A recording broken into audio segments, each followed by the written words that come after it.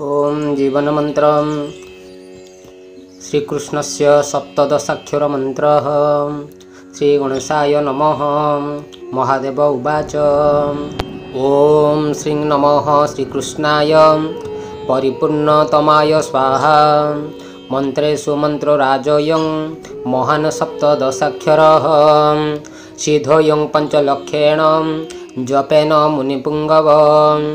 तदशंसं च हवनं तदशंसाभिषेचनं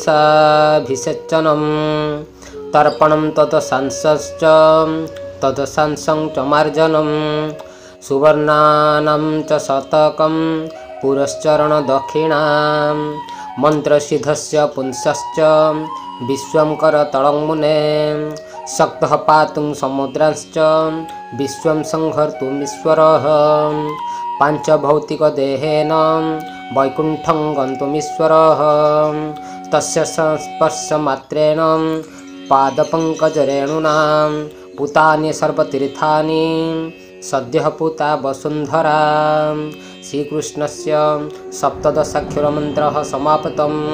ओम नमो भगवते वासुदेवाय। यही मंत्र को श्रीकृष्ण सप्तदशाक्षर मंत्र कहुए। यही मंत्र जेतिकी जप करिब तार दशांश हवन, दशांश अभिषेचन, दशांश तर्पण एवं तार दशांश मार्जन कला परे सुवर्ण शतक शत सुवर्ण दान देले पुरस्चरण होता है। यहाँ दक्षिणा स्वरूप ब्राह्मण को देले सुपुरस्चरण हुए।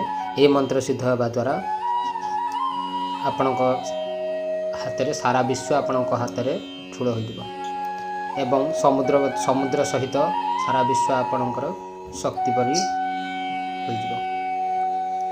हो। शेष सर्वतीर्थ सहित वसुंधरा आपणकर हो। पंचभौतिक देहरे आपण वैकुंठ गमन करेंगे। जय जगन्नाथ।